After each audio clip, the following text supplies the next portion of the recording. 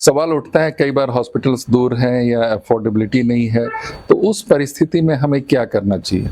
तो उस परिस्थिति में जो सबसे इम्पोर्टेंट है वो है कि एक ब्लड थिनर लीजिए।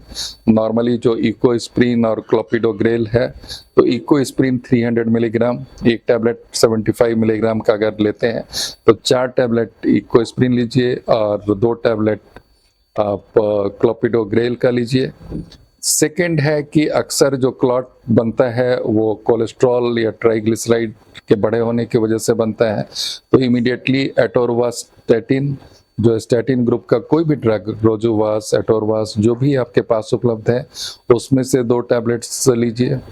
और थर्ड है हार्ट रेट को स्लो करने के लिए मेटोप्रोलॉल टैबलेट, ताकि हार्ट का जो ऑक्सीजन कंजम्पशन है वो कम होना चाहिए, तो उसमें मेटोप्रोलॉल लेते हैं।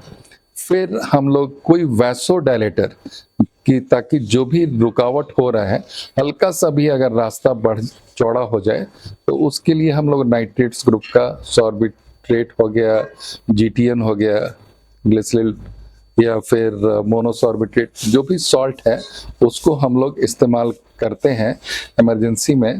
तो बहुत सारे खतरों को हम लोग हॉस्पिटल पहुंचने के पहले, मैं ये तो बिल्कुल नहीं कहूँगा कि ख़त्म किया जा सकता है, बहुत दूर तक कम किया जा सकता है।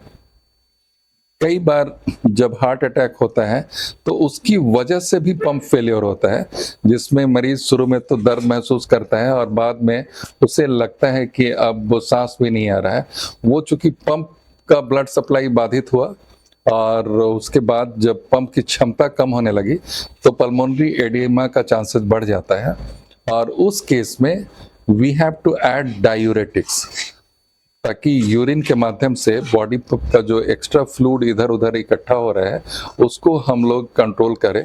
तो अगर लगता है कि एक पल्मोनरी एडिमा का भी कंपोनेंट है, पेशेंट जैसे ही लेटता है उसको सांस में दिक्कत आ रही है, तो उसमें हम लोग टैबलेट लैसिक्स भी इस्तेमाल कर सकते हैं।